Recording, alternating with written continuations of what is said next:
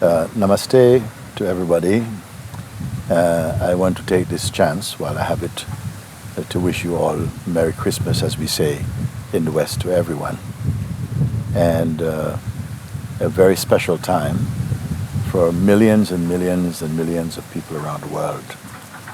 Many people who are lovers of Christ, of Jesus, of His message and His life, His presence.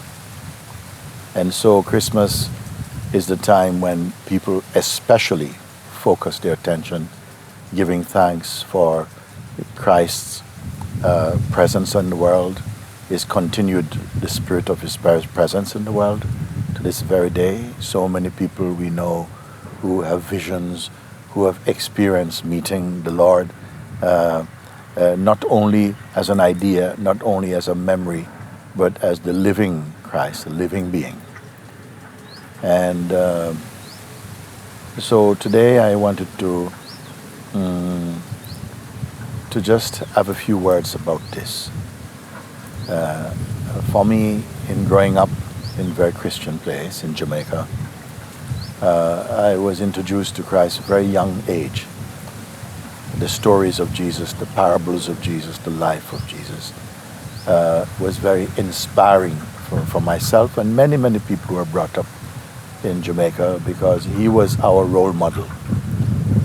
For many people in the West, we have so many different role models, but for myself, the role model was Jesus Christ. And we learned so much through the life of Christ, of His love, His patience, His strength, His directness, His fearlessness. And I remember now one of the books in the Bible where we speak about love, because Jesus is so often, the name Jesus is synonymous so much with love and forgiveness and mercy and salvation. I brought today a little bit some words from the New Testament, which speaks about the life of Christ, as many people know. I would just like to add that not only Christians or people who call themselves Christians celebrate this day and the memory of Christ and the inner connection with Christ, but many people all over the world, Muslims, Hindus, Buddhists, people from all, people who also are not particularly in a religion, everybody knows something these days about Jesus Christ. It was not so much in His own time. He had much hardship from people, much resistance, much criticism, much persecution, much judgments in His own time. But His message has proven to be true. And the voice of those who persecuted Him and so on, they have fallen away. They are recorded in the Bible, but people don't think about that when they think of Christ. They really feel the power, the Spirit of God. I want to read just a few verses from a book in the Bible, and that speaks about this love that I most strongly associate with Lord Christ and with all saints and prophets. It speaks here in 1 Corinthians 13. It talks about the indispensability of love. And the chapter actually begins with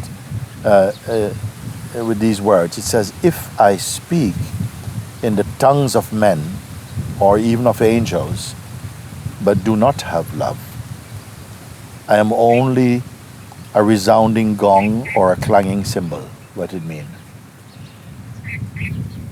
If I speak in tongues, many people know about speaking in tongues. It's like a language of the Spirit, you may say like this. If I speak even in the ways that an angel would speak, but if I am without love, I am just making noise. I'm just making a sound like a clashing cymbal.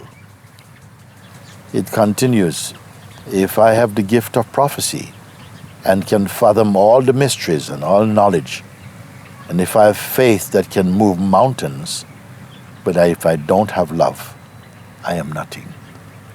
What does it point to? Even if you had the power to work miracles and to do amazing things, mysterious things, and people call you great, this one is great because they do all these miracles. But if in your heart there is not love, it still amounts to nothing in the spirit. It continues and says, if I give all that I possess to the poor and give over my body to hardship, that I may boast, but if I don't have love, I gain nothing. Here he's saying, if I give everything I have to the poor, if I give all my wealth away, if I go through physical hardship, and all of this only to show people just how much surrendered I am, how much I am great at giving and so on, but it doesn't come from love, you gain nothing from that, not for God. And then he says, the prophet, love is patient, love is kind. It does not envy, it does not boast, it is not proud, it is not rude, it does not dishonor others, it is not self-seeking, it is not easily angered, it keeps no record of wrongdoings. Love does not delight in evil, but rejoices with the truth. It always protects, always trusts, always hopes, always perseveres. Love never fails. I feel what a powerful message today, in a time when so much seeming suffering, hardship, judgments, cruelty, selfishness can be found, but also there's love in many people. He says that love is patient. Jesus is very patient. He was very patient with the slowness of his disciples to grasp his fundamental and essential message. He says love is kind. He was the epitome of kindness. When people judged against others or even turned some people away, he said, please don't do that. Please let them come. I've come for them also. He was kind. He does not envy. It does not boast. It is not proud. Meaning, he's not without ego, without arrogance. He's not claiming any specialness. These are virtues and qualities that emerge out of the heart and expression of anyone who is true. He says also, it does not dishonor others. It doesn't shame others. It doesn't speak ill of them. We know that Jesus could be very direct and very strong and in his way, because he was fearless and he spoke only in honor of God and what is true. So sometimes people found his words too strong. Sometimes they turned away from him. But he did not mind that, because he was only honoring what was in his heart. It all came from love. The love of God first of all, and the love that God holds all beings in. He says, it is not easily angered. We knew that Jesus got angry sometime. In one time, we remembered about when people were using the temple as a marketplace. He became very angry, and he even pushed over some of the stalls and made a big racket about it. He had the strength, that vigor, but it was all out of love, to teach the people to respect what is holy and what is true. But he says also, love keeps no record of wrongs. So even when people have done something wrong, those who love God don't remember that. They don't hold on to that. They don't hold against you what wrongs you may have done. They're quick to forgive. And that is also a very, very powerful message today, to be forgiving. It says, love does not delight in evil, but rejoices in the truth. It takes no joy from wrong things.